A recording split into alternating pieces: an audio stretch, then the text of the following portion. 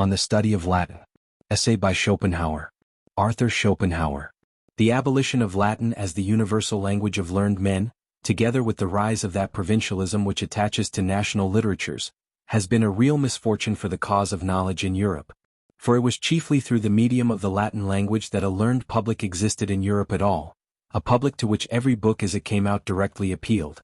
The number of minds in the whole of Europe that are capable of thinking and judging is small as it is, but when the audience is broken up and severed by differences of language, the good these minds can do is very much weakened.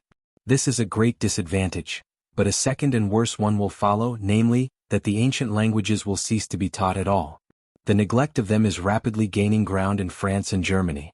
If it should really come to this, then farewell humanity, farewell noble taste and high thinking. The age of barbarism will return in spite of railways, telegraphs and balloons. We shall thus in the end lose one more advantage possessed by all our ancestors.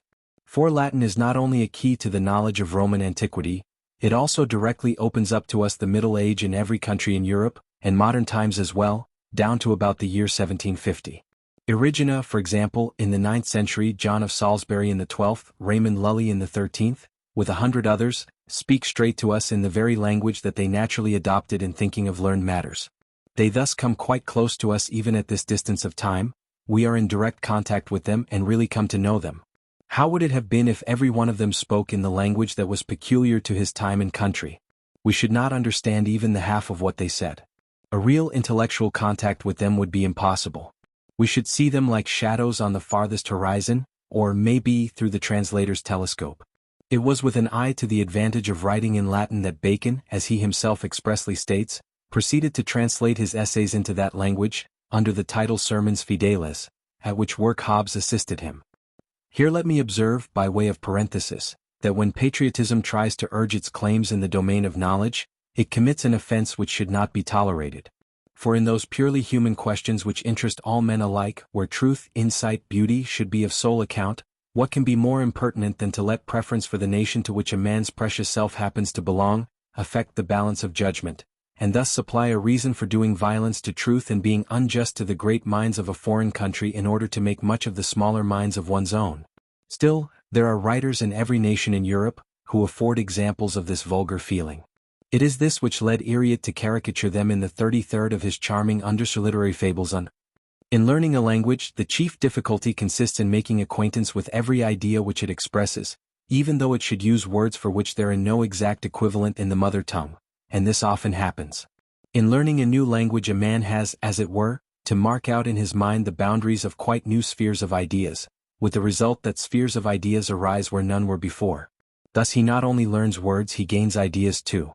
This is nowhere so much the case as in learning ancient languages, for the differences they present in their mode of expression as compared with modern languages is greater than can be found amongst modern languages as compared with one another. This is shown by the fact that in translating into Latin, recourse must be had to quite other turns of phrase than are used in the original.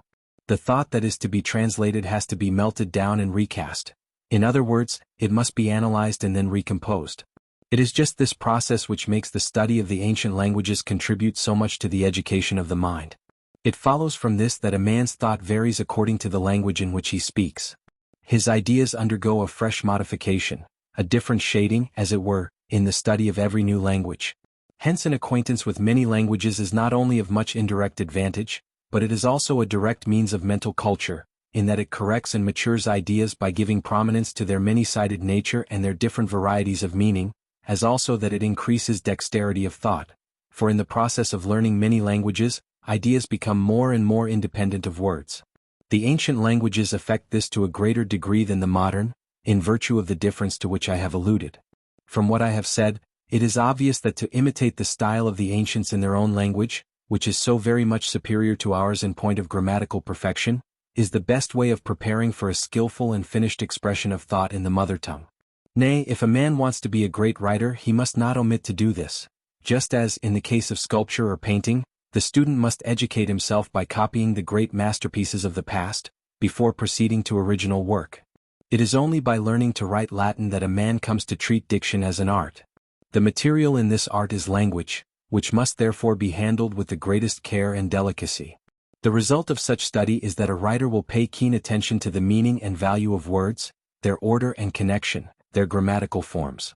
He will learn how to weigh them with precision, and so become an expert in the use of that precious instrument which is meant not only to express valuable thought, but to preserve it as well. Further, he will learn to feel respect for the language in which he writes and thus be saved from any attempt to remodel it by arbitrary and capricious treatment. Without this schooling, a man's writing may easily degenerate into mere chatter. To be entirely ignorant of the Latin language is like being in a fine country on a misty day. The horizon is extremely limited. Nothing can be seen clearly except that which is quite close. A few steps beyond, everything is buried in obscurity.